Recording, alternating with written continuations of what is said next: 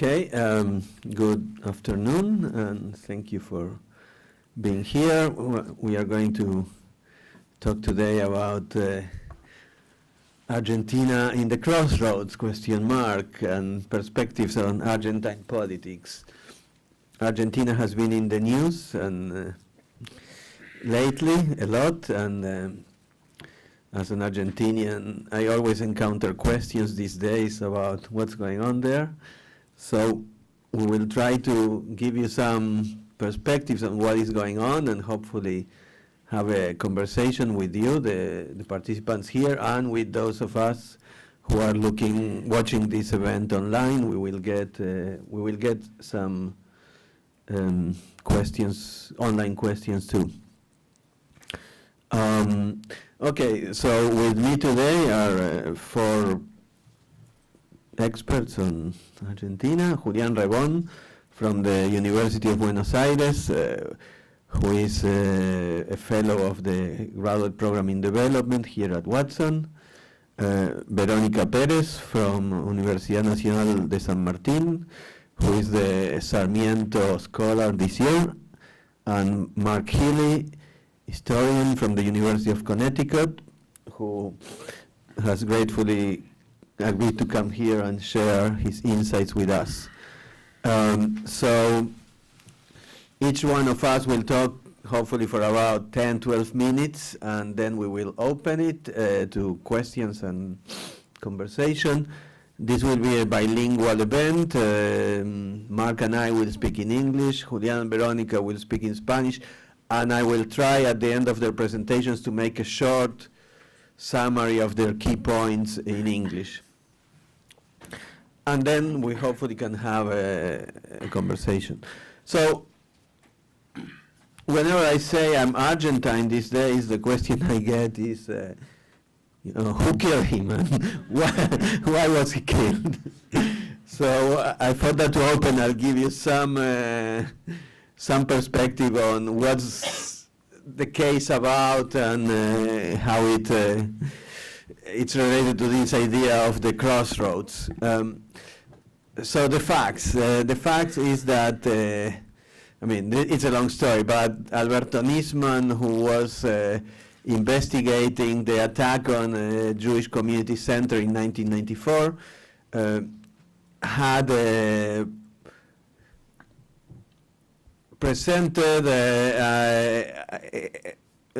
has called for an investigation of the president and the foreign minister and other people in regard of what he termed covering up the responsibility of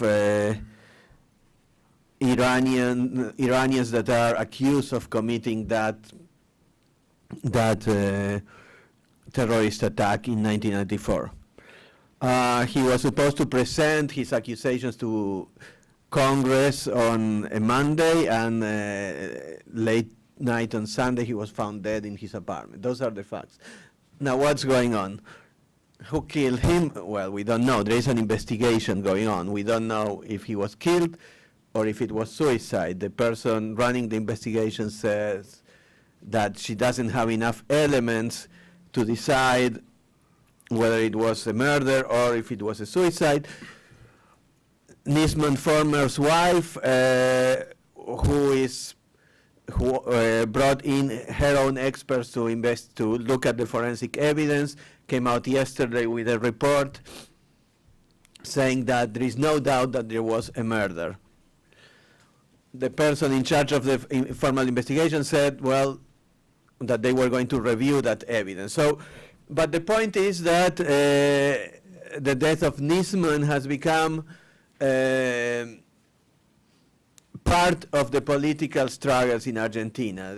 Trying to, frame it in a certain way or another is part of the political struggle that is building up towards the election in October. Now, of course, the death of Nisman was something that shocked Argentine society because it's the death of an important person who was accusing the government, and that's obviously is going to be shocking. But what happened, we don't know, and there is no clear evidence if it was murder, and then if it was murder, who. and if it was suicide, then why? But I read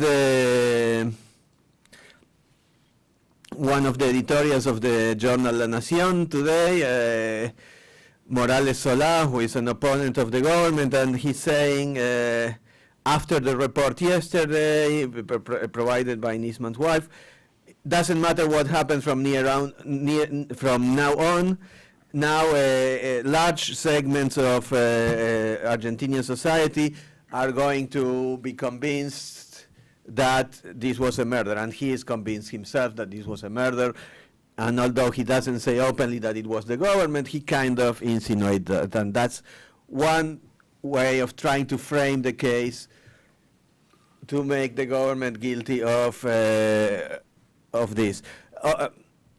But in the United States, many media news have been taking this interpretation as truth, and then it's, when you go to talk to people and tell them, well, we don't know, and there are many hypotheses, then they are shocked because they have taken this particular interpretation, which is one interpretation and one of the possible scenarios, as if it was the absolute truth. But Nisman's death is part of, and the interpretation of Nisman's death, on the one hand, is a case that needs to be investigated and clarified. On the other hand, is part of the political struggle of establishing a certain meaning, a certain discourse around this event. Same with his accusations. Most of the people who have taken the time to look at the accusation have said that it has no basis. There has no basis because the government never intended to clear up those people that are accused. Only what intended to do was to find another way to investigate them. It is important to say that the case of the Jewish Community Center has been stuck for 20 years and has gone nowhere. And that all the organizations of relatives of victims of this attack were very critical of what Nisman was doing and the way he was conducting the investigation. Again, from La Nación yesterday, an editorial by Martín Lustó, who was economic minister and now is in the opposition. He's arguing that the accusation is more speculative than anything else, but he's saying that large chunks of society believe in it, and believe in it because they don't trust the government. So again, one thing is the accusation that Nisman does against the government, which most people that are in the know say that it has no legs. And another thing is the way this accusation features in the political conversation, the political struggles in Argentina.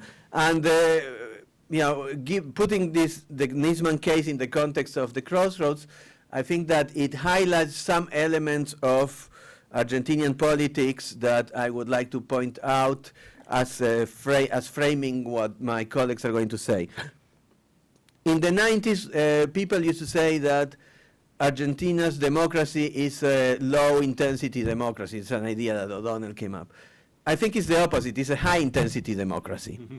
It's a very high-intensity democracy, highly mobilized society, highly participatory society, but one in which some institutional arrangements, because it's a young democracy, 30 years old, are not yet set or are very much contested.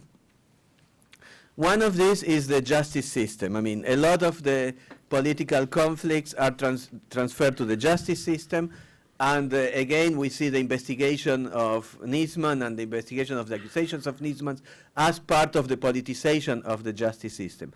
There were a couple of weeks ago 2 big marches, one for the government, one against the government. The one against the government was called by 4 DAs, so by 4 acting DAs, that which is kind of unheard. Here in the United States, we are used to some level of politicization of justice between liberal justices and conservative justices, but not a direct politicization around the government, for the government and against the government. And that's what we are seeing in Argentina, and it's part of this high-intensity Argentine democracy in which claims on the government are made not only through the mediation of political parties, but through all sorts of social organizations. If we look who has been the opposition in the last 10 years, we see more a sector of the media and some economic organizations more than political parties. The political opposition has been pretty ineffective until recently. One consequence of all this affair is the emergence of what appears to be finally an opposition coalition that is effective around Mauricio Macri. But until now, the opposition has been completely effective. And what has been the opposition is the journal Clarín and some business organizations. In support, and the government also. The government has had its political organizations, but a lot of youth organizations, social movements have been the ones supporting the government. So in a sense, the political debate and the political struggle transcend the frame of political parties. It gets into the streets, it gets into a lot of social organizations participating. I see that as a positive thing of Argentinian democracy. I like that, the high intensity of it and the kind of transcendence of, but it creates trouble. It's very difficult to govern, and it's very difficult to reach agreements, and sometimes it creates these situations in which intense politicization of the justice system. So that's one element. Another element that we see here is all this Nisman case happens in the course of an attempt of the government to change the intelligence services. The intelligence services were out of control, high degree of autonomy, and all the democratic governments have accepted that and tried to use them in their favor, but the current government got into a clash with the existing leadership of the intelligence services, and it has tried to replace the leadership and reform them. And one of consequences of this event is that the government has reformed the law and the way the intelligence agencies work. Unfortunately, the opposition decided that it did not want to participate in these legislative debates, and it's unfortunate because the reform of the intelligence services is something that everybody agreed that was necessary, but the opposition saw that as an attempt of the government to control them in case they lose the government, rather than as an attempt to reform an institution that needed reform. And according to human rights and civil rights organizations that contributed their input to the reform of the law, the actual reform was good. Of course, the devil is in the detail, and the details of intelligence agencies are always very difficult to see. But the general tune of the reform was apparently good. Was good, and unfortunately, the opposition did not participate, and that's another characteristic of the current political climate in Argentina. The opposition is trying to make the government, to be a lame duck, and the government is refusing to be a lame duck. It wants to govern until the very end, and so this is another one of those instances of fighting between the government and the opposition. Another one is around the Supreme Court, which is currently at 4 members, and the law says that it has to have at least 5, and the opposition is refusing to consider any candidate because they believe they will win in October, and then they will decide who is it. So just to frame this conversation that follows, the Nisman case, on the one hand, is an important case that needs to be clarified, but the whole debate about Nisman, his death, and his accusation has become part of the broader political debate in Argentina, and it's about creating a certain narrative and a certain interpretation of what has going on that will work for one side or the other. And really what's at stake in Argentina, in my opinion, is the continuation of the crossroads that we speak about, is the continuation of some version of the current policies of which is developmentalist and independent in foreign policy and redistributionist in social policy, or a return back to some form of neoliberalism, and that's the crossroads, the current crossroads that Argentina is at. And the death of Nisman and the debate on his accusations are part of different sectors of Argentine society to try to, determine how, what's going to come after Cristina. The president cannot run, so there's going to be a replacement of the current president, and the question is what direction the country is going to go. So I'll let my colleagues tell you a little bit more about that. Julián.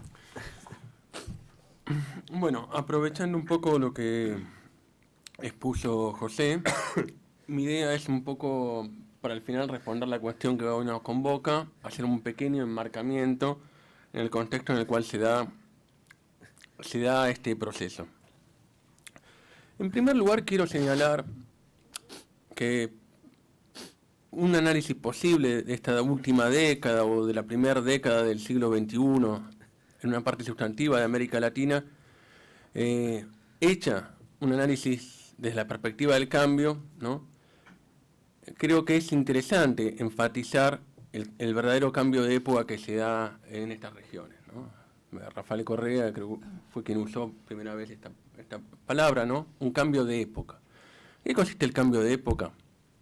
Acá retomando un poco a un politólogo brasileño, Emir Sader, precisamente en la emergencia en un contexto de crisis del neoliberalismo, de gobiernos post-neoliberales.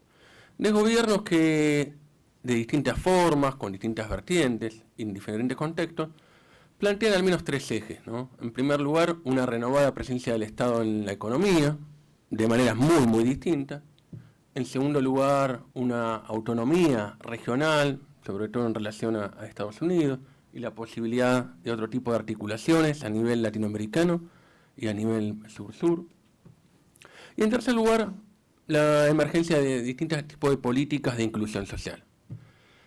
Argentina no es ajeno a estas tendencias. Argentina, en el contexto de la crisis, de una crisis más fuerte de su historia, que fue la crisis también del neoliberalismo y de su hegemonía en la sociedad argentina, surge un proceso que, para simplificar, denominaremos kirchnerismo, que es un gobierno que llega al gobierno en un contexto de marcada debilidad política. Es la segunda minoría, dado que la primera minoría que gana la elección, o queda primero en la primera vuelta, no se presenta a la segunda vuelta. En ese contexto de marcada minoría, este gobierno, ejercido por Néstor Kirchner, empieza a tener una agenda reformista, ¿no? Una agenda reformista que va a poner puntos de contradicción, de ruptura, con la agenda neoliberal, pero también con la democracia tutelada, ¿no? Con la democracia surgida de la derrota de los sectores populares en los 80. ¿No? Va a ir más allá de lo permitido o tolerado hasta entonces, produciendo grados de autonomización frente a los sectores dominantes dentro de las clases dominantes, valga la redundancia, ¿no? Y en este sentido, incorporando intereses de las clases subalternas. ¿Qué es lo que caracteriza a este proceso? Una agenda reformista, con un gran realismo y un gran pragmatismo político, ¿no? Por eso esta agenda reformista va a ser por momentos contradictoria, por momentos se va a estancar, pero por momentos también se va a radicalizar. Porque una cosa caracteriza a este gobierno frente a otros reformismos de otro tipo es precisamente que ante debilidades, obstáculos, radicalizan la agenda. Radicalizan la confrontación como una forma de construir poder social. En la primera etapa, hasta 2007, salida de la crisis, el kirchnerismo, por un lado, recupera el orden social y el orden político. En este sentido, va a encontrar cierto apoyo o tolerancia de sectores muy importantes del establishment argentino. Pero al mismo tiempo lo va a hacer retomando selectivamente algunas de las banderas de las luchas democráticas del periodo previo. Algunas sumando a su gobierno, aparte de aquellos que la habían personificado, y a veces en ocasiones en contradicción con aquellos que la habían llevado a cabo en otros momentos. A partir de 2007-2008, el contexto post-crisis se cierra el periodo de crisis claramente y empieza a ver a los viejos problemas estructurales de la sociedad argentina, ¿no? Empiezan nuevamente a emerger. Y en este contexto el crecimiento post-devaluación, post-default, empieza a encontrar sus límites. Entre esos límites, precisamente, una agenda reformista presupone un proceso de redistribución, ¿no? Y ahí empieza el periodo más conflictivo. En este periodo el gobierno, probablemente después hablaremos del conflicto del campo, pero es un conflicto que nace a partir de una medida impositiva del gobierno sobre el sector agrario, exportador de commodities, y en un país que es eminentemente urbano, más del 90% de la población, y es urbano hace más de un siglo, ¿no? El conflicto del campo moviliza prácticamente como nunca, o muy pocas veces en la historia, al conjunto de la sociedad argentina. Y produce un hecho bastante significativo, que produce una polarización social de la sociedad. Es en este contexto en que el gobierno, pese a que es derrotado en ese conflicto, radicaliza su agenda social, su agenda política, incorpora nuevos temas como el matrimonio igualitario en derechos civiles, incorpora una asignación universal por hijo, estatiza empresas, ¿no? Es en este contexto que se empiezan a cuajar un nuevo clivaje en la sociedad argentina, que es el clivaje kirchnerismo-antikirchnerismo, ¿no? Que se apoyan viejos clivajes de la sociedad argentina como es peronismo-antiperonismo, pero que los excede, los entrecruza con otros clivajes, izquierda-derecha, ¿no? Esta fuerza del gobierno tiene una característica que atraviesa el conjunto de la sociedad transversalmente, pero que tiene mayor peso a medida que desciende en la escala social, y que es significativamente minoritaria en los sectores altos de la sociedad argentina. Esto es un hecho novedoso, que una fuerza del gobierno tenga esta base social en los últimos 30 años de democracia. Enfrenta a una fuerza cuya composición social es completamente diversa. De aquí en más, ¿qué vamos a encontrar? Vamos a encontrar una polarización.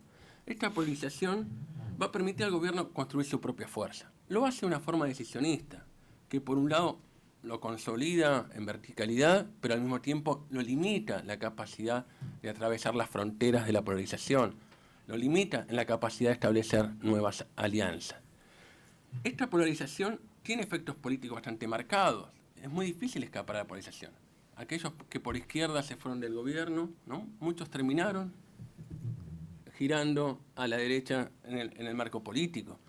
Aquellos que intentaron ser presidentes de la polarización terminaron centrifugados en alguna de las fuerzas, en el gobierno, por ejemplo, ¿no?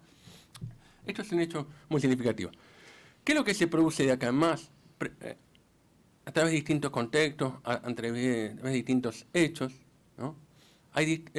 Como bien Pepe creo que lo señalaba recién, los mecanismos de toma de decisiones exceden por lejos en la Argentina las instituciones, ¿no? Los mecanismos institucionales.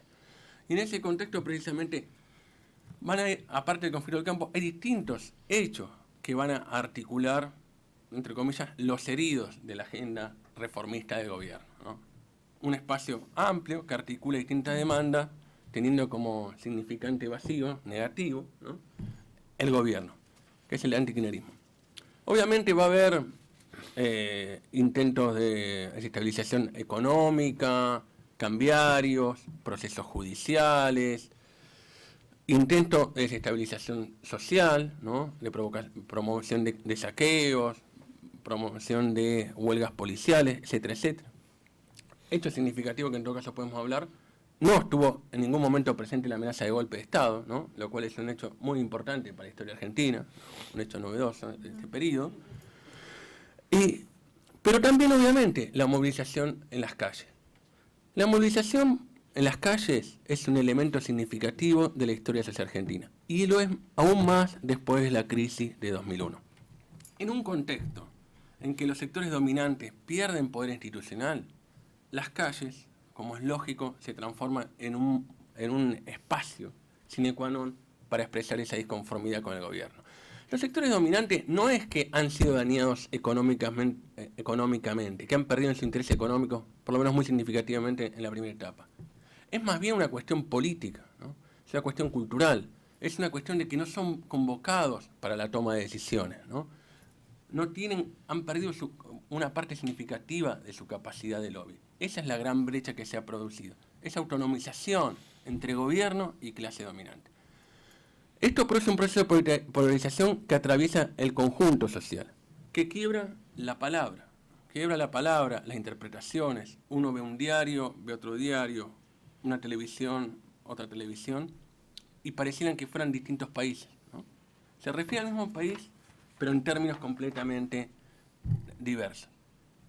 Y un hecho como el que acaba de relatar Pepe puede ser, ¿no?, un asesinato, un magnicidio producido por una presidenta, puede ser un subsidio, da pie a cualquier tipo de interpretación con gran liviandad. En este contexto, ¿qué se produce también? Se produce también precisamente que esta polarización atraviese el espacio institucional. El Estado es el estado de las confrontaciones. El Estado también es un espacio de esa disputa. El caso de Nisman, el caso que se constituya a través de la muerte del fiscal Nisman, no me voy a poner si fue un asesinato o no. Todos los argentinos hoy juegan a Sherlock Holmes, ¿no? Yo no me voy a sumar, menos aprovechando que estoy en el Watson Institute, ¿no? ¿Qué sí es lo significativo en términos políticos? Que por supuesto que se instala esto, que instala una movilización de masas y con otro componente muy significativo que la historia argentina, la movilización de masas de las víctimas, ¿no? En ese sentido, la familia de Nisman juega con un rol significativo pese a que no está convocada en el primer nivel. ¿Qué se discute acá? Por supuesto que se está discutiendo la justicia, se está discutiendo los servicios de inteligencia. Entonces, simplemente un dato, ¿no? Los servicios de inteligencia son descabezados el 19 de diciembre. Para diciembre se esperaba que iba a haber saqueos. Cuando el gobierno entiende que está controlada la situación, que no va a haber saqueos, descabeza los servicios de inteligencia. El conflicto pasa de diciembre a enero de una forma totalmente nueva. ¿Qué es lo que se está discutiendo en esta etapa? ¿No? Y también relativizar, o sea, hay polarización, hay atravesamiento institucional, pero también hay que decir que un juez, hace pocos días, el juez Rafecas, que es el mismo juez que fue recusado por el gobierno porque intervino en una causa que ha procesado al vicepresidente, ese mismo juez desestimó la denuncia de Nisman hacia la presidenta, ¿no? También, digo, hay una polarización, pero esa polarización atraviesa los espacios institucionales, pero no es tan plena como a veces los relatos dominantes pretenden pensar. ¿Qué es lo que se juega en este contexto para mí? Precisamente, yo creo que lo que se juegan son dos cosas. Se juega en primer lugar cuál va a ser el futuro del kirchnerismo y en segundo lugar el escenario político-económico del nuevo gobierno. Yo creo que sin ninguna duda este fin de ciclo del kirchnerismo, al menos en los gobiernos de Néstor Kirchner y Cristina Kirchner, dejan una sociedad más igualitaria, más democrática que la presidente, pero con muchos de los problemas estructurales en términos de desarrollo, en temas de igualdad, en términos de igualdad y en términos de democracia, que siguen existiendo y que se agudizan y se tensionan en parte.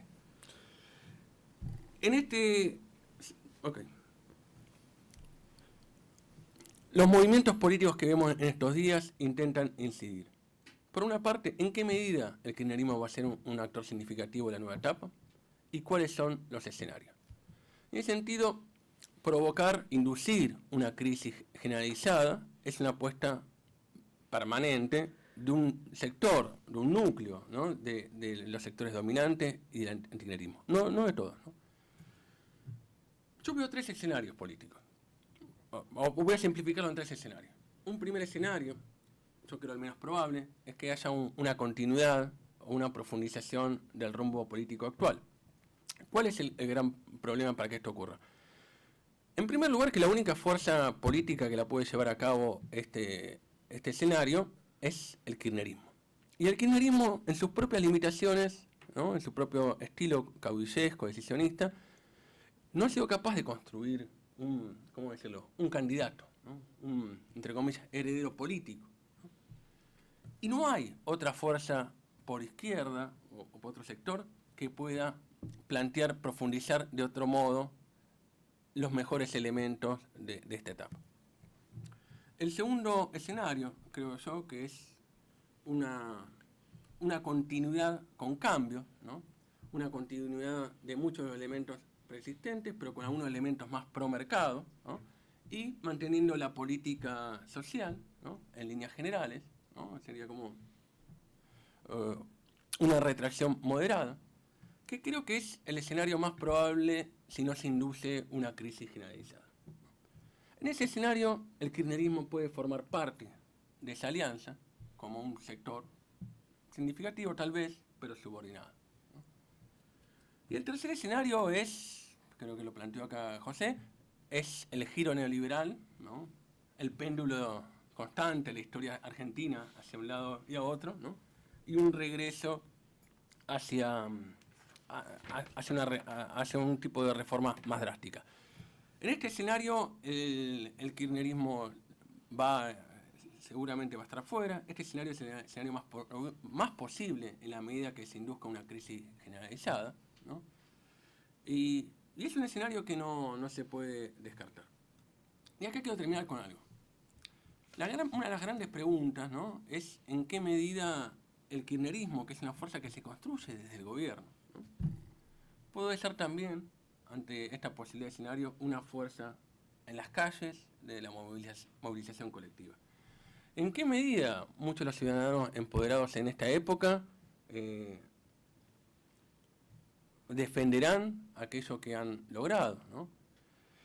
Me parece un poco en estas líneas, en esta combinación de escenarios y de actores posibles, que es la discusión de este cruce de rutas. ¿En qué medida vamos a estar ante un nuevo cambio de época, ¿no?, o simplemente una época con algunos cambios? Okay, thank you, Julian. I'll make a brief translation of some key points if somebody wants to chip in after, please. So, in Argentina, Kirchnerism represents the new spirit of the times with the post-neoliberal spirit of the time, which in Argentina meant a reformist agenda which was very pragmatic and sometimes sometimes radicalized, but sometimes didn't. That agenda of reforms generated the opposition of the forces that were affected by the reforms, that often didn't mean much touching economic interest, but meant touching access to the centers of power. So a lot of the opposition is people who were excluded from consultation and from accessing the center of power as much as people who were their interests were touched by the reform. This generated polarization, and what's at stake, Julian tells us, are two things now: the future of Kirchnerism and what kind of political and economic scenario will follow. And he says the society that this decade leaves us is a society that is much more egalitarian and much more democratic than a decade ago, but it has very deep structural problems that still need to be addressed. And he says there are three possible scenarios. One is the deepening of the reformist path, and which he says as improbable, unlikely. The second scenario is a small retrenchment, that is continuity with some change in a pro-market direction. I mean, one of the characteristics of the last decade was strong intervention of the state in the economy, so a more pro-market orientation, but without touching the main reforms. And he says that this is the most probable scenario unless there is a generalized crisis. And he says there are some people interested in generate such generalized crisis. The third scenario would be a neoliberal turn, which also he sees as not so likely unless there is a big crisis in which it becomes likely. The second question is what will be the future of Kirchnerism in opposition. Kirchnerism was a force constructed from top down, and the question if it can becomes a grassroots form of opposition to defend the reforms of the last decades, and that's what's at stake. Did I miss something? That was good. Okay. Wonderful.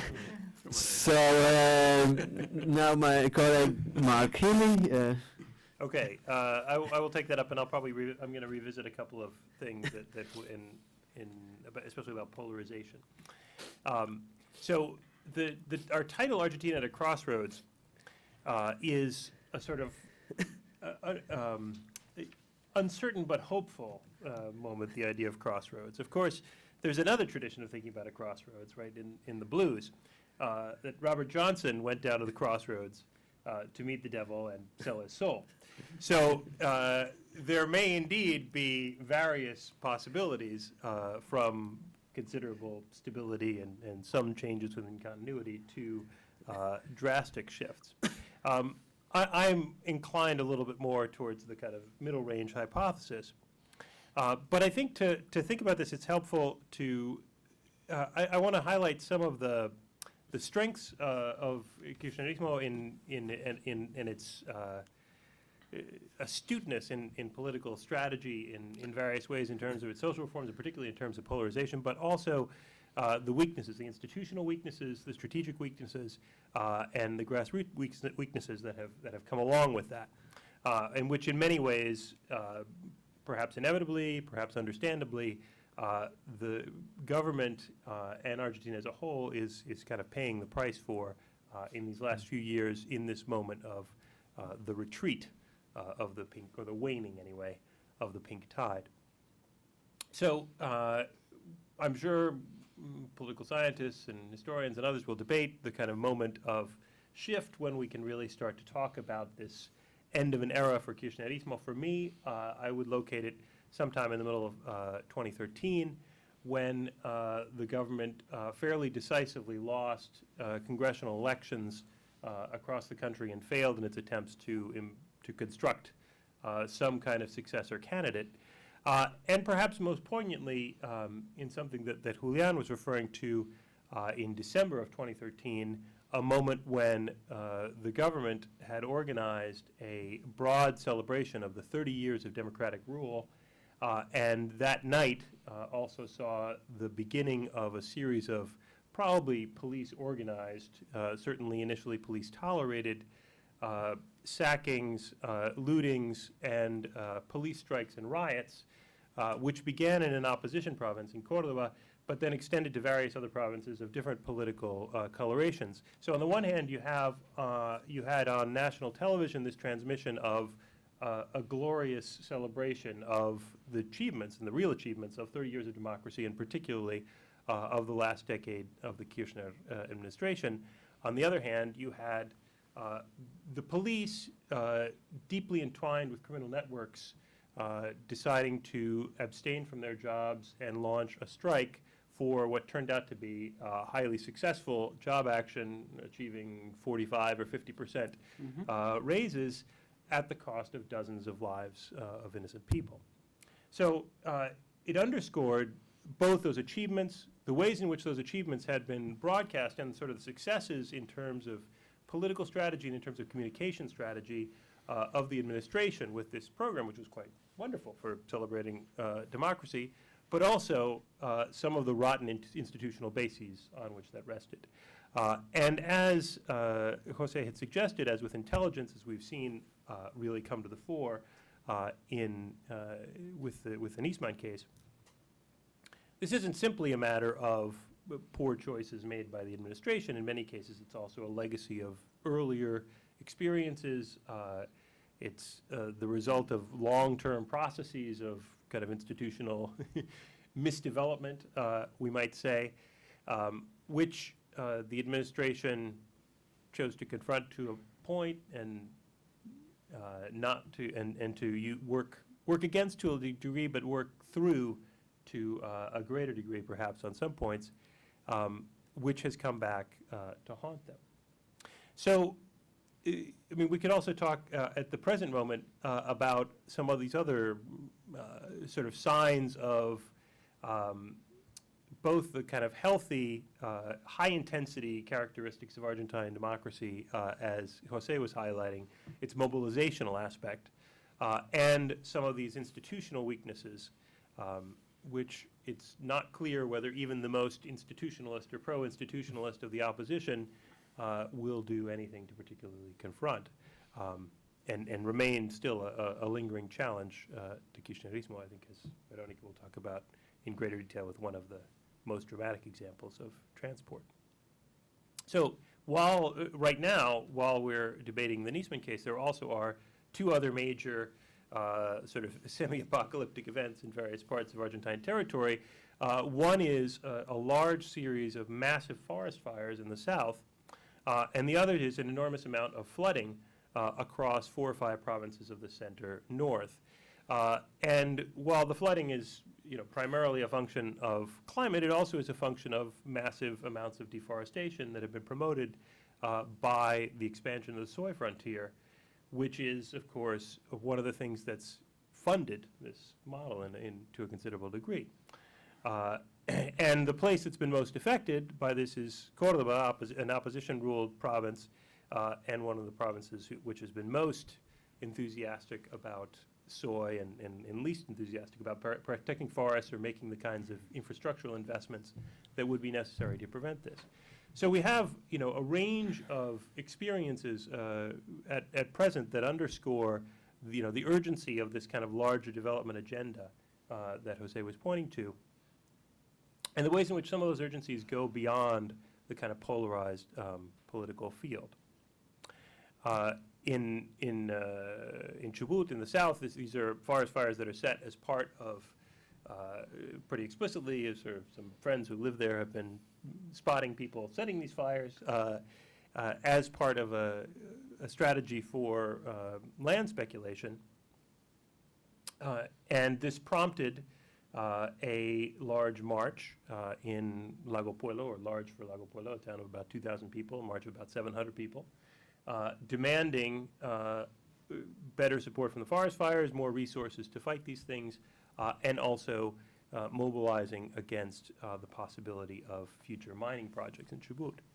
So there we see both this sort of, this is a grassroots movement, it's an mobilized movement. It hails back to the highly mobilized civil society of the crisis of 2001 to 2003, and it's sympathetic to some things about the government, but also trying to hold the government to task. And it in some ways symbolizes the best and some of the strongest and some of the weakest aspects of Argentine governance. On the one hand, 700 people, nearly a third of a town marching to demand this action. On the other hand, marching to demand forest fires, firefighters, right? It's a sort of a classically institutional thing that ends up becoming a site of sort of civic mobilization in this town. So one of the things that Julian highlighted that I think is worth dwelling on a little bit is the extraordinary strength that Kirchnerism, coming from a position of great initial weakness, as a relatively unknown governor from a small province in the south and who had not even won, in terms of votes, the first round of the election, managed to confront the established interests who had their own ideas for his project, and from fairly early on chose a strategy of strategic, but certainly confrontation as a way of building political power and building this reformist project. And a second piece that Julian also highlighted, the ways in which going into conflicts at various key moments, from conflicts to a degree, conflicts about security early on, certainly from the 2008 conflicts about the soy retention tax, and others subsequently, the capacity of the movement to further radicalize itself, to kind of change the political setting, and to push further new reforms. So to come out of each of these conflicts with a sort of, in some ways, deeper reforms, in some ways, higher polarization, and in most cases with considerable success. Now, alongside that, though, one thing that we see in these last years has been on both sides of what has emerged as a fairly solid split in Argentine politics. We see the emergence of a wide range of kind of set interpretations. Two quite strongly articulated, fairly homogeneous explanations of contemporary Argentine politics and life, shared by a significant number of actors, certainly strategic, political, and media actors on both sides, and which live off of each other to a considerable degree. and which have been, again, exacerbated and strengthened in the Nisman crisis. But one of the things that's become, I think, clear in the death of Nisman and the government's response afterwards, well, two things have become clear. One, I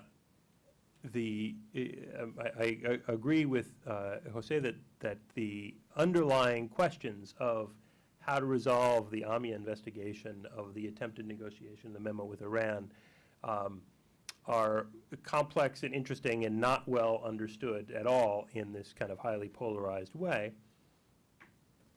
But on the flip side, the debate that's emerged after the death of Nisman has been so immediately polarized.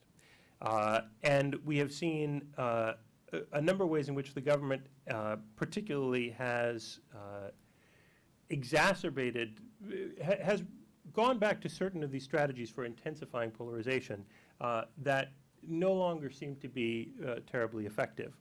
And in many ways has forgotten another side of this political project, which was always about expanding the range of the politically possible and speaking to other elements of the audience. It is not the case that while certainly most of the country is obsessed and terrified and fearful and intrigued and horrified by this murder and the subsequent directions of the case, it is not the case that, as has become very clear from debate, that all of Argentine political life is sorted into these two categories.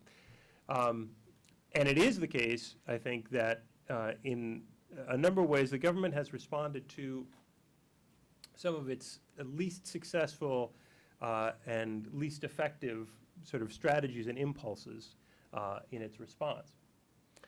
So here a little sort of autocritique as a historian.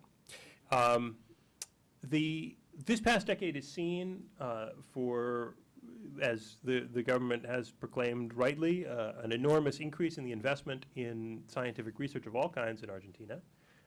And that has meant a vast wave of production of new scholarship, of new scholars, and of new work in history and sociology and anthropology and lots of disciplines. So this has been really a boom time for Argentine history. And at the same time, particularly since 2008, there's also been, the conflict of 2008 has also seen a kind of return of a variety of historical metaphors and reference to a central place in Argentine political life. And as a historian, I want to say that these analogies may be more deceptive and more problematic than those, and we see this particularly after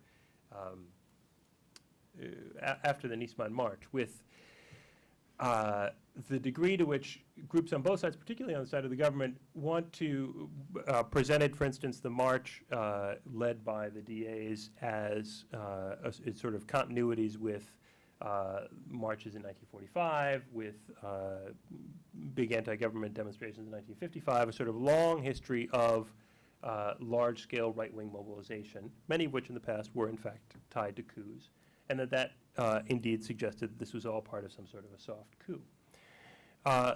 Now, there are connections there. You know, those of us who work on these things can see those lines, I think.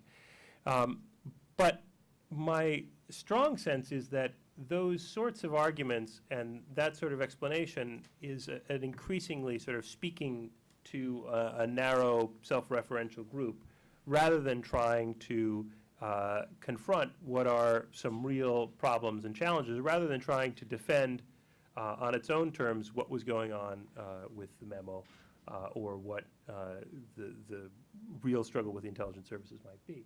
So in some ways this is because there's a resort to these analogies and the polarizations because the truth is quite messy and the government's engagement with, say, intelligence has been perhaps understandable but deep and complicated, as Jose suggested. But it does mean that the government has not done a very good job of countering these easy readings in the international press, and the degree to which the international press simply reads off and takes up the most simplistic and often absurd readings by the opposition. But indeed, the way that the government has responded has often strengthened those things. So I think it's an interesting thing to think about going forward, how what that's going to produce in terms of internal debate in Argentina, to what degree there may be some shift, because it seems to me like that logic is also very tied to the most top-down elements within Kirchnerismo. So how is this going to last over time? How is it going to seep into broader society? What legacies will be left of this experience if some of its most sophisticated defenders are speaking in the kind of narrowest way at this point? Okay. Thank you, Mark. Now, Verónica Pérez from Bueno. Universidad Nacional de San Martín. Bueno, muchas gracias por la invitación. Yo me voy a referir a un tema un poco más puntual, pero no por eso menos importante, justamente porque constituye un tema estructural de la Argentina. Y es el tema de cómo, a partir del nuevo ciclo político que se abre a partir del año 2003, el Estado comienza a tener una gravitación muy importante en lo que es la economía y su intervención en la economía. Y en particular en algo muy puntual, que es cómo el Estado comienza a asumir funciones empresariales que en la década previa era impensable. Para mí se trata de un tema muy importante porque constituye la posibilidad de pensar en qué medida, a partir del 2003, estamos en presencia de una ruptura de lo que fue el consenso neoliberal de la etapa precedente, no solo en lo que tiene que ver con la orientación de la intervención del Estado, sino en lo que tiene que ver con la construcción de una nueva hegemonía respecto al rol del Estado. Como muchos saben o no, Argentina es uno de los países donde las reformas de inspiración neoliberal durante la década de los 90 tuvo un alcance, vasto alcance, afectó un montón de áreas de la economía y de la sociedad, y sobre todo se destacó porque se implementaron con una celeridad no vista en ningún otro país de Latinoamérica ni del mundo. Yo creo que es importante tener en cuenta cuál fue el contexto que posibilitó este rasgo característico argentino, ¿no? Y esto tuvo que ver con que esto no se puede pensar sin el proceso hiperinflacionario que vivió la Argentina a fines de la década de los 80 y principios de los 90, que constituyó casi, un disciplinamiento importantísimo para la sociedad y la instalación de un terror muy profundo respecto a la posibilidad de la pérdida de condiciones de vida, más grave aún de las que implicó este proceso hiperinflacionario, ¿no?, en este periodo. En este clima cultural es donde se va a instalar una nueva hegemonía, ¿no?, el consenso, el llamado consenso neoliberal, donde el Estado va a aparecer como el mayor responsable, ¿no?, de todos los males argentinos. Y como el Estado aparece como el principal problema, se va a instalar una nueva concepción donde todas las problemáticas que afectaban a la Argentina iban a ser posibles de ser superadas con un retiro del Estado. Retiro que lo podemos poner entre comillas, ¿no?, porque para que se hayan podido implementar las reformas de las que hablé antes, el Estado tuvo un papel activísimo, ¿no? O sea, es un retiro, digo, entre comillas, porque sin la actividad incesante del Estado, estas reformas no se podrían haber implementado. En el marco de estas reformas hay una que tiene un lugar central y es la privatización de empresas de bienes y servicios públicos. Muchos investigadores instalan esto como de bienes y servicios públicos y otras, ¿no? Lo que es el proceso muy fuerte, agresivo, privatizador del programa en Argentina. Muchos investigadores van a instalar esto como el corazón de las reformas, como un hito en la historia argentina. ¿Un hito por qué? No simplemente porque en ese momento se transfirieron activos subvaluados, sino porque las privatizaciones constituyeron la posibilidad de transferir a un conjunto muy reducido de grandes actores económicos un poder decisivo sobre lo que fue la regulación en Argentina, ¿no?, la regulación de la economía. Ahora bien, a fines del año 2001, con una tremenda crisis orgánica, ¿no?, en términos de Polanyi, de dislocación social tremenda que vive la Argentina, los postulados del consenso neoliberal van a comenzar a entrar en crisis, ¿no? Y si antes el Estado aparecía como parte del problema, ¿no?, parafraseando a un investigador muy conocido de esta casa, que es Peter Evans, el Estado va a empezar a emerger como parte de la solución de los problemas que aquejan a la Argentina. Como rasgo general, este nuevo proceso político que se abre en 2003 va a ubicar al Estado como reparador, ¿no? Va a ubicar al Estado como elemento central del discurso político, como el reparador de todos los problemas que aquejan a la Argentina en el inicio de esta nueva etapa. El Estado se erige como reparador social, como garante de derechos, Y es en ese contexto que va a comenzar a tener una progresiva intervención sobre la economía, de muy distintas maneras, como decía mi compañero, pero principalmente con una política de avance del control sobre distintas áreas de la economía y asumiendo una función empresarial que, como decía, era impensada, ¿no?, en los años previos.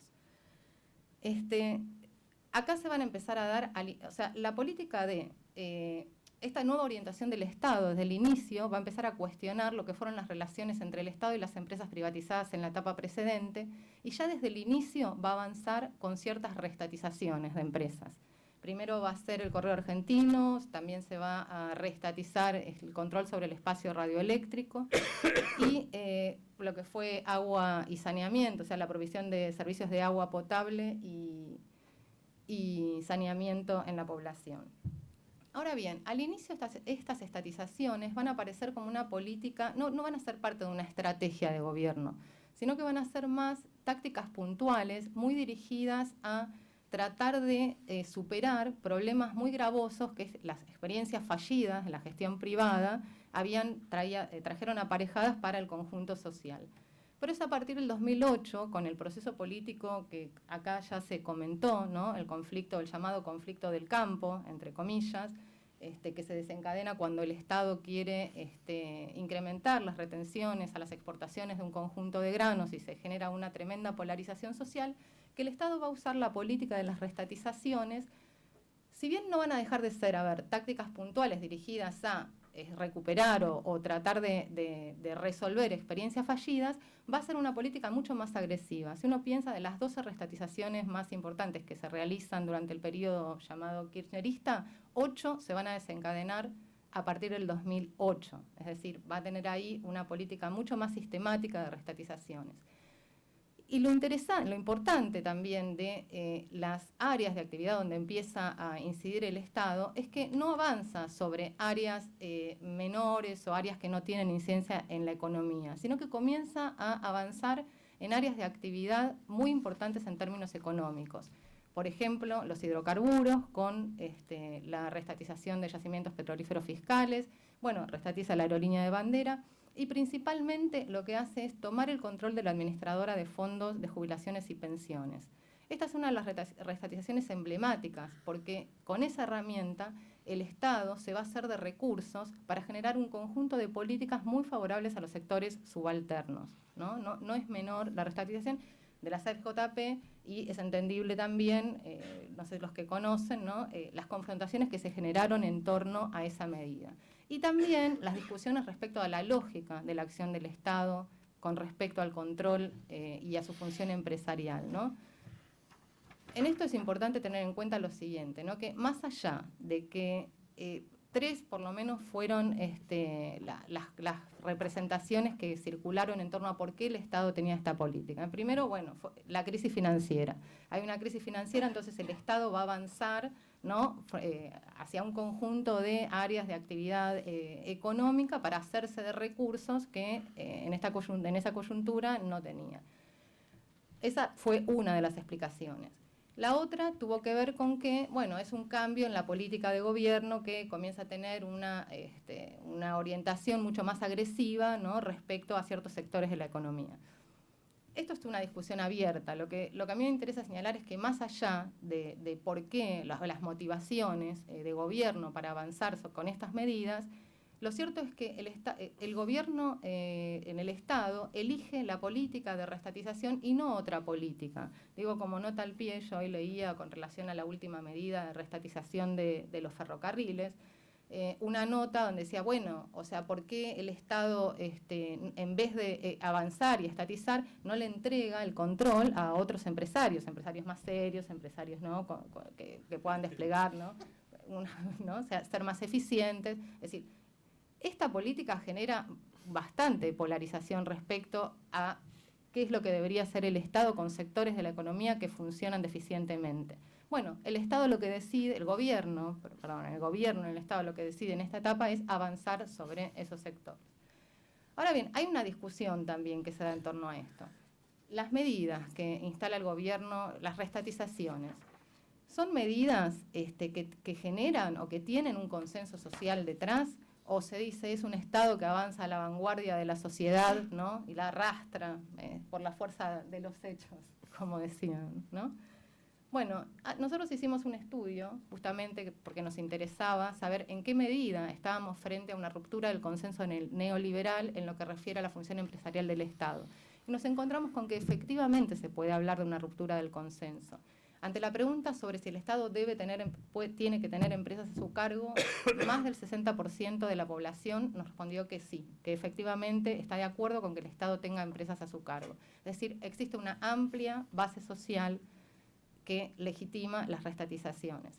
Otra cosa que nos interesaba era ver en qué medida existía un consenso social para la profundización de esta política, ¿no? de esta herramienta política. Y ahí también nos encontramos con que existía una legitimidad bien importante. Incluso en una preguntábamos, ¿no? Bueno, la legitimación es muy importante con lo que refiere a los servicios públicos privatizados, y esto se entiende porque justamente con los servicios públicos hubo una operación en la cual la cultura privatista tornó equivalentes racionalidad económica y racionalidad mercantil y fue excluyendo progresivamente a amplios sectores de la posibilidad del acceso a servicios públicos básicos. Entonces, este es un ámbito que genera muchísimo consenso de avance. Pero hay otro que es interesante para tener en cuenta respecto de lo que significaría para lo que es la estructura económica de la Argentina, que es que hay un sector muy importante que está de acuerdo con que el Estado avance en la estatización, porque reestatización es, el Estado tuvo una experiencia de control sobre ciertas áreas, hay nuevas estatizaciones. Y en este caso, la pregunta es por las empresas industriales más importantes del país. Y acá también, casi el 50% está de acuerdo con eso. Es decir, si bien no constituye una mayoría, estamos en presencia de una base social bastante importante para un cambio que implicaría realmente una reestructuración muy importante de la economía argentina. Ahora, No sé si es viva Perón o no. Perón. Las dos cosas. Y 2 minutos.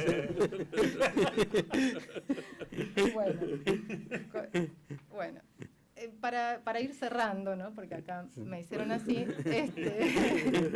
Bueno, está claro que estamos en presencia de una ruptura del consenso neoliberal y la emergencia de una nueva hegemonía respecto a lo que es, vamos a acotarlo porque eso habría que investigarlo más, respecto a lo que es el rol del Estado en la economía y en particular su participación en funciones empresariales.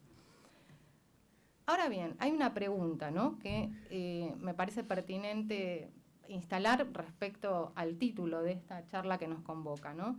Es que más allá del apoyo, digamos, transversal que ha tenido muchas de las reestatizaciones, ¿no? ¿En qué medida una crisis de la fuerza política en el gobierno puede generar un cambio de esta tendencia, ¿no? Más allá de esta legitimidad amplia y este amplio consenso social que registramos. Hay otra escala también, que ya no tiene que ver con las representaciones sociales y la escala del consenso o el ámbito del consenso social, sino que tiene que ver con cuestiones más estructurales que tiene la Argentina. Difícilmente uno pueda pensar que la Argentina tiene una estructura económica muy extranjerizada y concentrada. E incluso el nuevo ciclo político que se abre hacia el 2003 no logra revertir la tendencia a la extranjerización, sino que en los primeros años se profundiza muchísimo. Bueno, difícilmente uno pueda pensar que la herramienta de la estatización pueda revertir, ¿no? El carácter extranjero, ¿no? La gran extranjerización que tiene la economía argentina, ¿no? Sobre todo si tenemos en cuenta, yo traje un dato que me pareció impactante, ¿no? Que hacia 2007 casi el 84% del valor agregado de producción fue generado por empresas con participación de capital extranjero. Esto es muchísimo. Ahora bien, es cierto que las reestatizaciones a partir del 2008 comienzan a, ya no digamos revertir esta tendencia, pero sí instalar un cierto freno, ¿no? Hoy uno mira la cúpula, lo que se llama la cúpula económica en la Argentina, que en general en los estudios se utiliza en la facturación de las 500 empresas más importantes del país, o las 500 empresas más importantes del país en términos del valor agregado que generan, o las 200, si bien sigue existiendo una importante extranjerización, las estatizaciones han logrado cambiar, ¿no? Esas proporciones que estaban tan firmes o que parecían estar tan firmes hacia 2007. Ahora bien, la pregunta es por cuáles son las posibilidades a futuro, ahora que estamos en una etapa de cierre, ¿no? De este, bueno, cierre entre comillas, ¿no? O sea, ¿qué pasa con este ciclo político y con la orientación que ha tenido el Estado respecto a la economía? ¿Qué es lo que nos depara un cambio en el gobierno? O sea, y la pregunta es, va a seguir un nuevo cambio, ¿no? La posibilidad de que aparezca una fuerza política que implemente una orientación del Estado completamente adversa a la que venimos transitando en estos últimos años. La pregunta es, ¿este consenso social generado se va a seguir manteniendo? O sea, ¿qué va a pasar respecto a la legitimidad que muchas de las políticas que implementó este último gobierno generó, ¿no? Bueno, esa es la pregunta que a mí me interesa dejar instalada y un poco a debate. Okay, brief translation. Privatizations were central to the neoliberal agenda of the 90s. The new cycle that that starts in 2003 has the state as the center, the state as a regulator, as the guarantor of rights, and also reassuming an entrepreneurial function. At the beginning, let's say until 2008, there were some renationalizations, but they were mostly tactical decisions to overcome particular problems. From the big conflict with El Campo, with the rural producers that it was alluded earlier here in 2008, the politics of renationalizations become more strategic orientation, and some very important sectors were renationalized, in particular the oil company, the airline, the national airline, and the pension system, which provided a lot of resources for social politics. For social policies. Veronica asked whether this, in these measures of re-statization, renationalization, is the government operating as a vanguard with a head of society, or reflecting a consensus, an existing new new form of understanding of consens in society. She is referring to the results of certain studies that she conducted that show that there is a new neoliberal, post-neoliberal consensus, and that the entrepreneurial participation of the state in the economy has wide support and is part of this new post-neoliberal consensus. At the same time, she points out that the Argentine economic structure is highly concentrated and highly in foreign hands, and that the new measures kind of stop that trend, but could not completely revert it. And the question that she left us with is, if there is a change in politics, would if there is a change in government from a kind of continuation to Kirchnerismo to a new oppositional government, a new government by what today is the opposition, would that mean could that government revert this new post-neoliberal consensus or not? Or will this new post-neoliberal consensus will continue in time? And she left us with that question. Now what we would like to do is open the floor to questions from the audience, and also Kate here is taking questions from the digital world, that space which is there but we don't know.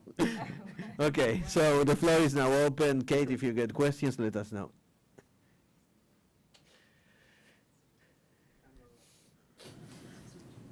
Go. All right.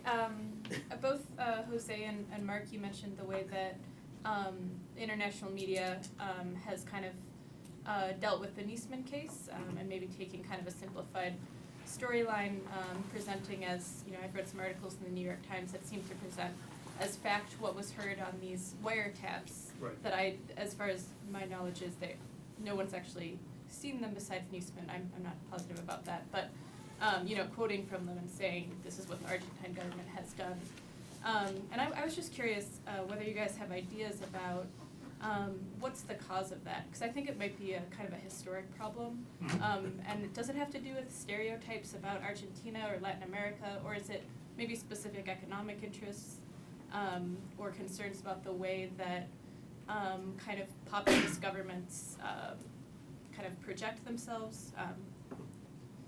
Yeah, I think it's, I don't think there's any specific economic interests, because it's a generalized phenomenon, and you see it in, yeah, you see it even by like Uki Gonyi, who's an Argentine journalist and whose own stuff and research in the past has been quite good, but when he writes for The Guardian, and, there's always an Evita reference in the title, and, so I think it has to do with a certain set of familiar tropes and blindnesses around populist governments, yes. And also with then, a kind of a certain way that much of the international media, including the international kind of left-center media, like the more progressively minded folks within The Economist, they're not a left magazine, but they like to fashion themselves as speaking, as being interested in the rule of law and things. Or the New York Times, for that matter. They have certain lazy ways of speaking about populist governments and using this as a kind of broad category and lumping them all in. And this just sort of fit into their story, and, Iran is involved, so it all goes together. So I think there's a great deal of that. I mean, the Niesman case is just, among other things, beyond being a tragedy, it's also an enormous, nasty experiment in confirmation bias, right? Because, so many different groups hear it and assume, oh yes, well it was the servicios, it was the government, it was, it's this incredibly powerful sort of test of, that goes to certain prior ideological priming. Right, and their use of the wiretaps is especially kind of striking, since the wiretaps are actually out there. A lot of I think all of the wiretap evidence that Niesman used is available on the web now, and I think through Infobae put 5,000 hours of other stuff up there too. Which is interesting, because you have, here are what are pretty much illegal wiretaps, which, with a wide variety of people, whoever happened to call this kind of green grocer / Islamic cultural activist / international conspirator Jorge Khalil, and they're all up on the web, and with no regard for how they came out, or what they may be used for, or what their larger validity is. So there's the sort of institution-minded opposition is, sort of playing obviously fast and loose with law and other things. The sort of limited degree to which they, I mean, one of the cases where you saw this particular thing in the international media at its purest was when there were reports that a detention order or a request by Niesman to have the president arrested was found sort of torn up in his garbage can. And that immediately turned into, that he was killed because he was going to have the president arrested. And, well, if you looked at the thing, it's not a valid legal instrument. It was in his garbage can for a reason. Right, so this immediate move towards the most sensationalist and the most narrow kind of take on the government's response. And the government, I think, unfortunately, and their supporters have played into this with the kind of more conspiratorial tone. Not that there aren't conspiracies, but there are several moments at which, and the fact that the president has taken to her Facebook page to speculate about the case and so forth has, shall we say, not led those reporters to revisit their assumptions. No, I think that was a very comprehensive response. I have nothing to add to that. So. Yo voy a usar el español. Dale. O sea, un tema que he encontrado muy interesante de todas vuestras charlas es como la dinámica de confrontación y radicalización están vinculadas. O sea, se produce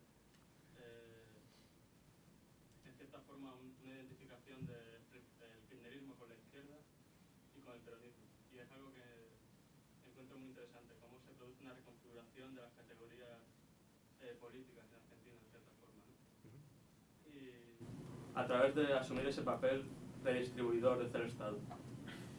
Pero también habláis de cómo es un fenómeno reversible, cómo puede haber tensiones internas y es algo que me gustaría que desarrollaseis un poco más. O sea, ¿hasta qué punto la asociación del kirchnerismo con la izquierda y con un programa de redistribución económica es algo que puede ser contrarrestado desde propios elementos del kirchnerismo o desde la oposición? Porque también tengo la impresión de que en vuestras presentaciones la oposición tiene un papel reactivo, pasivo ante la confrontación. O sea, el Estado es el que delimita cómo esa confrontación se convierte en radicalización, pero no percibo muy claramente cuál es el papel de la oposición en esa reconfiguración del panorama político. Entonces mi pregunta sería, ¿cuáles son las posibilidades de que esa asociación entre izquierda, kirchnerismo, redistribución, oposición, derecha, neoliberalismo se mantenga o cambie en el futuro? ¿Es algo establecido o está abierto al debate? ¿Te atreverías a traducir la pregunta? Or Sure, yeah. So the question is about how the sort of the logic of polarization and radicalization works, and the degree to which the process of polarization that's created a sort of a strong association between Kirchnerismo, a certain reading of the Peronist tradition, and redistribution, a stronger role of the state, as opposed to an opposition that's more connected to the right, to neoliberalism, perhaps to less redistributionist anyway, or different ordering of the state. And how that polarization, can that be reversed? Are there elements within the Kirchnerista coalition or some heirs to Kirchnerismo within Peronism who might reverse that association or break it down? Or are there other ways are there others who are, is that the only relevant polarization? So how will this go forward? And one point raised is the degree to which in our presentations the opposition often appeared as a reactive force, as that in many cases it was the government that was kind of marking the playing field, that was establishing the terms of debate, or the government that was radicalizing things or deepening the polarization. And so he was wondering, could we say more about that? Is that fair? But also, what does that mean when potentially the opposition is in power? Okay, the floor is open to. Sí, no, yo simplemente lo que vos mismo instalás algo, ¿no? O sea, la oposición ha tenido una actitud muy reactiva respecto a muchas medidas del Estado y no ha podido consolidar un espacio, una oposición más constructiva, y no ha podido constituir un candidato que pueda articular a esa oposición. En ese sentido es un límite muy importante a lo que viene.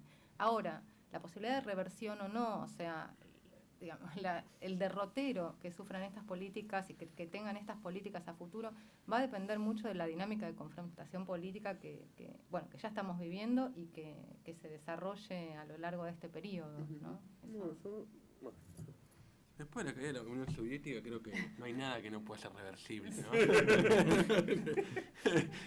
No, yo creo que a ver, creo que es una dinámica pura de confrontación. Y es verdad que el oficialismo, el kirchnerismo durante muchos momentos mantuvo la iniciativa, pero en otros hay elementos de iniciativa y de reacción. De hecho, el hecho que estamos discutiendo acá es un hecho en el cual, digo, la denuncia de Nisman, ¿no? Es una jugada política, ¿no?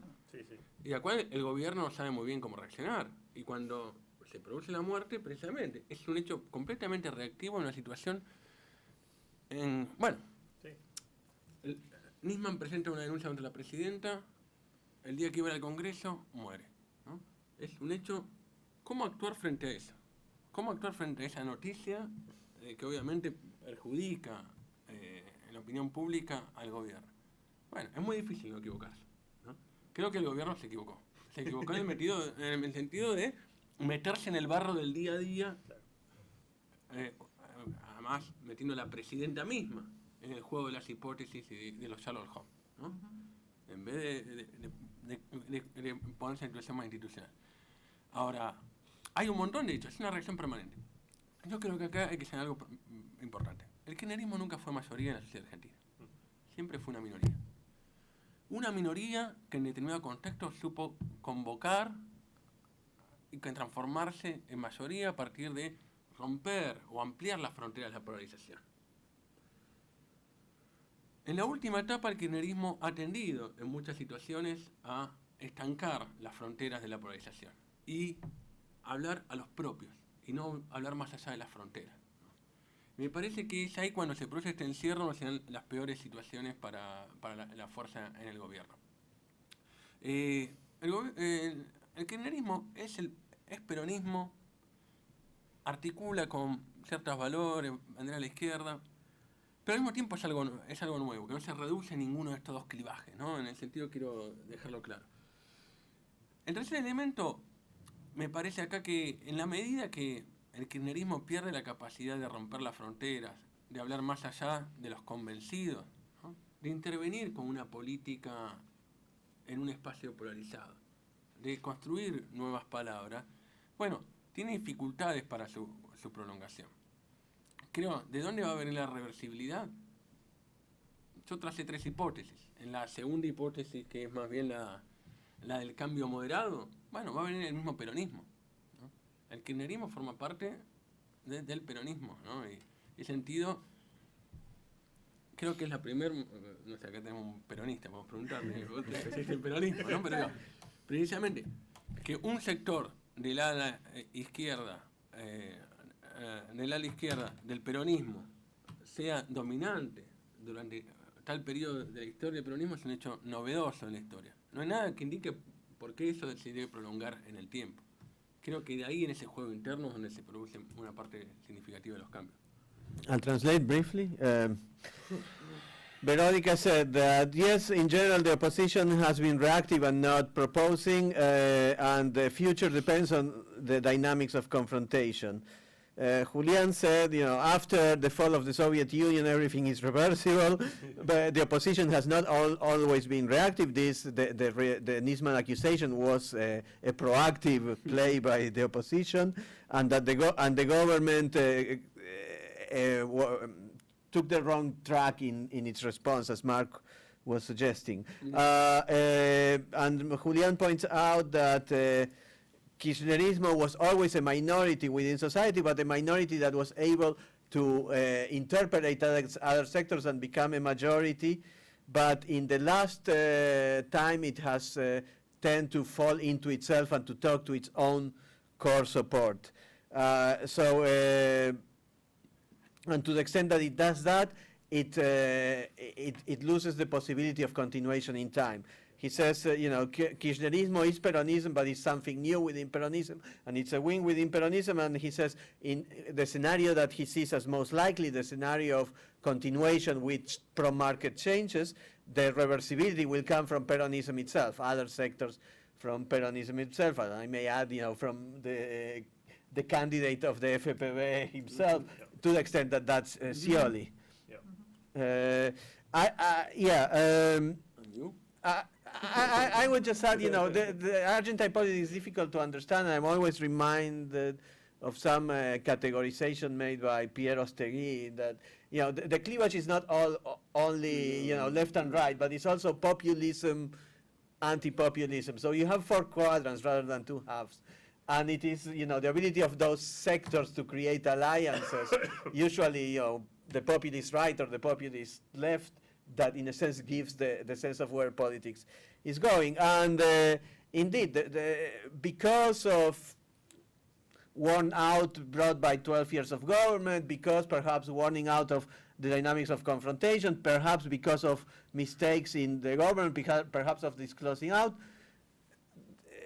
it seems unlikely the scenario that Julian was pointing out of deepening the reforms. And the question is whether it will be a small retreat or a big retreat. Again, in either of these cases, Peronism is going to play a role, because if it's a small retreat, it's going to be from within Peronism. And if it's a big retreat, it's going to have the support of a large chunk of Peronism. And we saw the recent alliance of Macri in Santa Fe is with Reutemann. And the one thing I would say is that the new thing that is appearing in the scenario is that until now the big card in favor of the government was that the opposition has been ineffective as constituting a proactive force.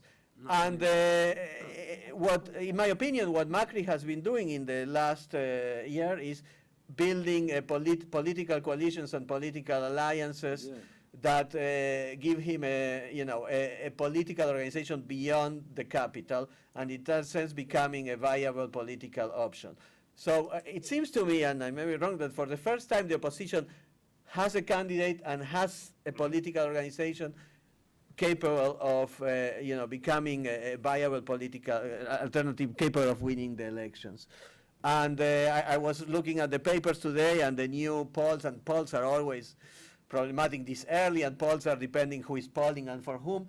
But all several different polling agencies indicated that Macri was the most likely winner of the next year election. Of course, the elections are in October, and now we are in March, and in Argentinian politics, that's an enormity of time. The speed of the changes is so fast. But right now, the critique that the opposition had no candidate and no program seemed to be that scenario seemed to be changing. Yeah, and I agree with Pepe. Yeah, and Macri has had, what, 8 years, 9 years to sort of build a national party organization, and until, the middle of last year, it looked like, just a failure, right? I mean, we're living in Mendoza last year. There's a Mendoza pro party, and they're good people. They do interesting things, and they win, 1 or 2% of the vote. But basically, he's built an alliance with the radicals, who, it is very difficult to imagine will not win the governorship next year, or later this year. So, and this, in a variety of ways. I mean, and as Jose was saying, with different groups, what that's going to look like if that actually happens in power is a great question, right? Because there is not, shall we say, a rich history or a very hopeful history of parties with ruling successfully without a majority in parliament. And there's no way he has a majority in parliament, right? I mean, unless he has lots of defections, which could happen, or tactical defections. I had a question actually for Veronica off of that. Two things. Uno, bueno, te pregunto en español. Uno es que obviamente el consenso a favor del Estado interventor va más allá del consenso del kirchnerismo duro, si se quiere, digamos, ¿no? Y incluye, por supuesto, digamos, los más amplios terrenos del ciolicismo, etcétera, ¿no?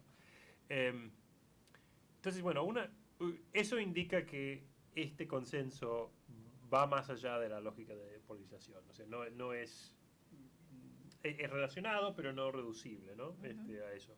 Bueno, eso cómo lo pensás, por un lado, digamos, y qué sugiere para el futuro, para si eventualmente fuese Scioli el próximo presidente, o un reordenamiento en ese sentido del PJ. Y la segunda pregunta, una cosa que no hemos hablado, son los subsidios. No, porque en la crisis cambiaria, después de la crisis cambiaria de 2001, el gobierno empezó a subsidiar, porque como no podía reajustar del 3-1 las tarifas para distintos servicios públicos, empezó a dar subsidios, ¿no? Y ese monto, que era chiquito al principio, ha terminado siendo uno de los más significativos del presupuesto nacional.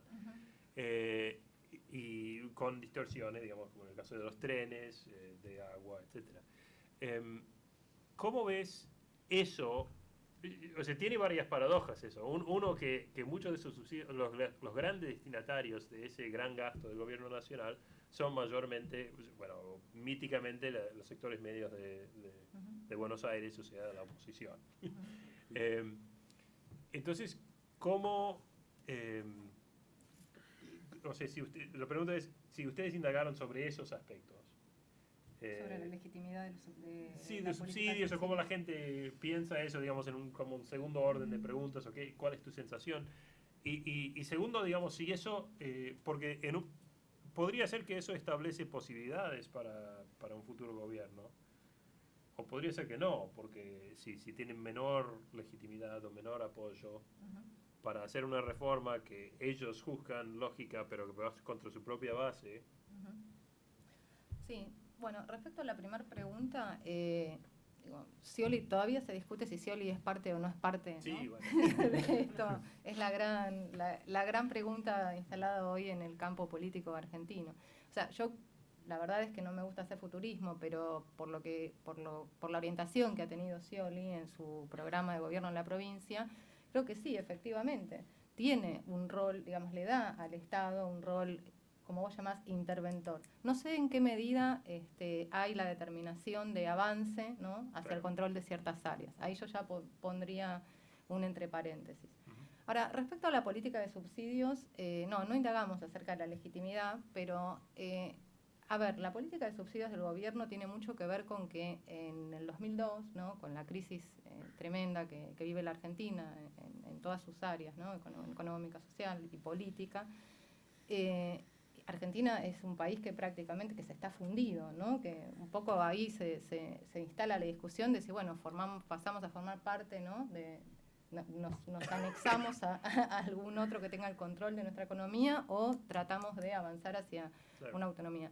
La política de subsidios tiene que ver con la implementación de un nuevo modelo de acumulación en Argentina, donde una de las variables de ese modelo es frenar el aumento de tarifas, o sea, se impide la indexación tarifaria. Y esto tiene mucho que ver con que hay enormes sectores de la población que están excluidos del acceso a los servicios públicos. Entonces, esto es una política central. Ahora, en ese marco se instala una política de subsidios. Ahora, por supuesto que su prolongación en el tiempo empieza a imponer ciertos límites incluso al manejo de recursos económicos que se requieren para avanzar hacia otras. Claro. Esto no está exento de discusión, incluso en el mismo gobierno. Yo hablo del caso, por ejemplo, del transporte, que se implementa la tarjeta SUBE. Una de las motivaciones de la implementación, la tarjeta SUBE es una tarjeta con la cual se puede, se carga y se abona el transporte público, se implementaron máquinas y se paga con esa tarjeta, ¿no? Y tiene datos de los usuarios de la tarjeta. Bueno, hay ahí un intento, o sea, una de las motivaciones de la implementación fue empezar a pensar una política de segmentación de subsidios. Sí. Entonces, bueno, pero claro, son cambios que requieren, ¿no?, en principio también fortalecer ciertas capacidades estatales, ¿no?, que realmente se encuentran muy debilitadas y es una característica que se arrastra de la década anterior y que ha costado mucho comenzar a fortalecerlas, ¿no? En el caso de los trenes esto está sucediendo, de hecho, bueno, ahora se avanza sobre la estatización de otras líneas. Y después la política de subsidios también me parece que lo que hay que discutir respecto a si está bien o mal, o no, porque se reduce mucho a si el Estado debe o no debe subsidiar. Claro. Yo creo que lo que es importante discutir, más allá del monto, del cuánto, es cuáles son los controles regulatorios acerca del uso que se hace de esos subsidios, ¿no? Y empezar a problematizar también no solo la acción regulatoria del Estado, sino la lógica de maximización de ganancias que muchas veces tienen los grupos económicos que se benefician de esos subsidios también, ¿no? Entonces, bueno, eso como para... Do I need to translate? If I need to translate, I'll translate, but if I don't, we can continue. So it seems that everybody understood what the dialogue that went on here. Okay, so maybe I'll translate. Okay. The question was about the policies of subsidies. Subsidies have been a big chunk of the national budget, and Mark was asking whether the post-neoliberal consensus that Veronica was alluding to includes the subsidies, the politics of subsidizing transportation and some public services. And she says, well, at the beginning, the policies of subsidies was absolutely necessary in the context of the crisis because, people didn't have any ability to pay for those services. As they go, they generate tension, because they become really a really big chunk of the national budget. But there are some attempts about rethinking. One of the examples she gave is the attempt to use the transportation card SUBE as a form of providing more focalized subsidies. That quite didn't work. But she says that there is a need of rethinking not only the subsidies but also the profits that certain economic groups are deriving from these subsidies. So it is a challenge, but did I miss something? Or No, I think that was it, right. It was it's not just a matter of debating whether or not there should be subsidies, but also, how they might be distributed, and above all, how the state might ensure that subsidies that it does have, what the regulatory framework for that is, so that they're not just financing certain speculative groups. yes. Question about the commodity boom. Now that the commodity boom that began in the early 2000s and is now sort of slowing down or ending, how does that impact Argentine politics? In other words, do you think that sort of supported or improved the Argentine government's ability to govern on the left and to govern pragmatically earlier? And do you think that the end of the commodity boom is one of the reasons maybe that people might be moving towards more pro-market or neoliberal reforms in the future? Bueno, la pregunta es cómo impacta el final del boom de las commodities la política argentina. Commodity boom, no. No, I mean, that's an important question, because in a sense the redistributionist policies has been made possible by the commodity booms and by what Mark was pointing out earlier, by an extractive economic system. And the challenge for development and redistribution is always going beyond that. And the Argentine budget and the possibility of redistribution is still depending to a large extent on the presence of the commodity boom. And soy prices have been going down, not as much, but yeah, that has been an important thing.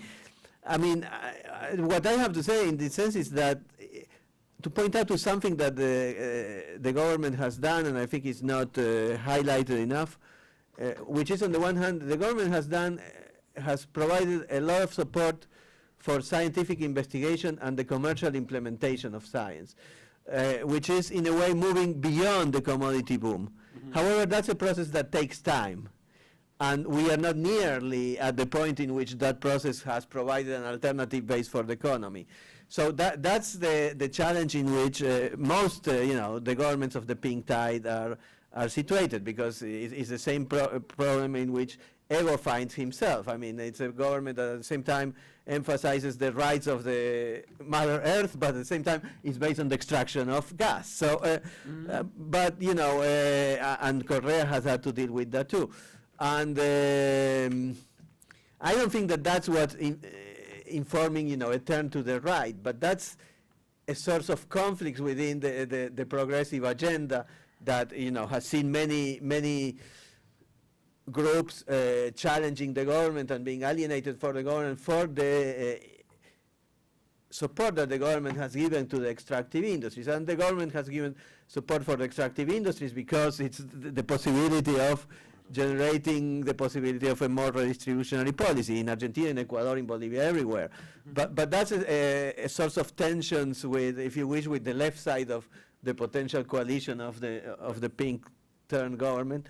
And the end of the commodity boom, I don't know if it's ending or it's being moderated, but it's certainly a constraint on the possibilities of continuing that policy and the possibility of of enlarging the base.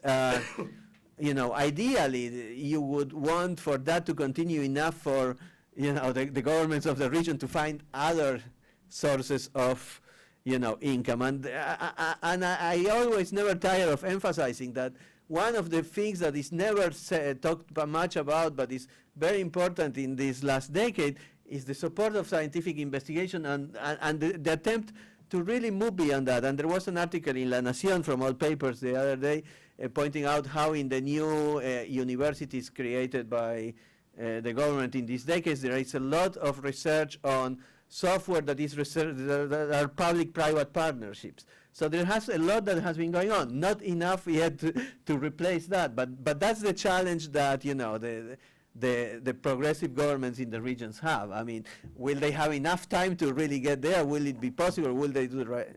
We don't know. I mean. Argentina tiene un problema clásico en términos de desarrollo, que es en la medida que avanza en su industrialización, llegado a un punto, requiere, estrangula la balanza de pago porque requiere divisas para desarrollarse. El campo produce las divisas, ¿no? La industria, para desarrollarse, necesita incorporar bienes de capital. Esto es algo que va pendularmente en la historia argentina, ¿no? Llegado a un punto, esto entra en contradicción. En el caso particular de Argentina de esta época, agudizado por una crisis energética, ¿no? Por supuesto, digo que en la medida que bajen los precios de los commodities, esto afecta este problema, lo hace más significativo. Pero al mismo tiempo, paradójicamente, también baja el precio del petróleo y del gas, con lo cual no es que es equivalente, ¿no? Porque gasta mucho más importante lo que recibe en exportaciones que por importación de energía, pero bueno, también tiene su costado raramente positivo. Well, I mean, to translate briefly, Julian is referring to the old, external constraint of the Argentine economy, in which the advance of industrialization generates bottlenecks in terms of foreign exchange because it's financed by the export of commodities. And in this case, it has been exacerbated by a deficit in the production of oil that has forced and gas that has forced the country to import oil and gas. And on the other hand, the price of energy has been going down. That, in a sense, alleviate that. But that's the challenge in which the country finds itself. I mean, we have to leave the room because there is an event here at 2. So I want to thank all of you who stayed with us until now, and I want to thank whoever is looking at us on the digital space. And we will continue this discussion. Hopefully, this is the second event that we have, the second time that we come together to discuss Argentine politics. We did a big event last year. We did this shorter event this year. I hope that it becomes a tradition and that we can have an annual event here at Watson to discuss Argentine politics. And thank you very much for staying here. Thank you very much for viewing, and good afternoon.